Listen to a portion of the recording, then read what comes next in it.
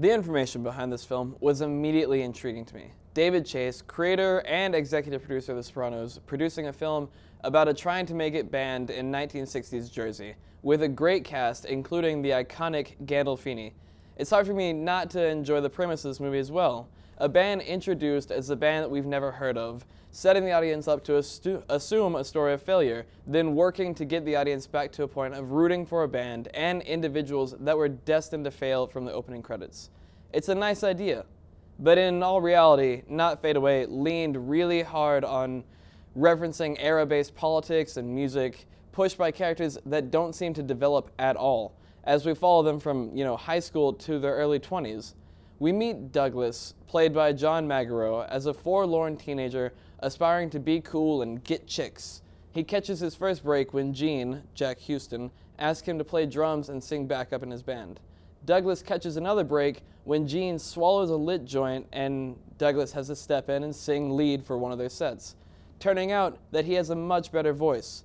Struggles between the three band members as to who should sing lead and how to reach greatness, alongside of Douglas and his romantic interest, Grace, played by Bella Heathcote, figuring out their legitimacy and, the future of their relationship, push the story as far forward as it can until all the tension is dried up, at which point the problem is either resolved or re-envisioned through some sort of catastrophe or calamity.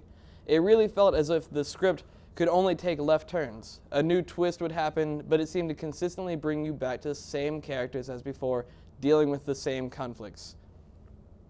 All in all, I have to say for my demographic, or at least my age group, that Not Fade Away is not worth the price of admission.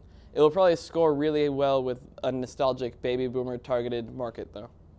What did you think, Lawrence? Jesus Christ. Yeah? I came in expecting, I think, a lot more. I know. I was hoping for great things. When you see David Chase on there, despite the cast even, it was like, you see David Chase's name on something, you're thinking like, all right, here we go. Yeah. And it's music related. I assumed I was going to love it. And at first, I thought it was the movie about the Rolling Stones because that little teaser in the beginning. Mm-hmm. And then I was really excited. I was like, oh, this is that movie. You know, they actually made that black and white movie before about the Stones, and I was really That's pumped. one thing that I actually did kind of appreciate because,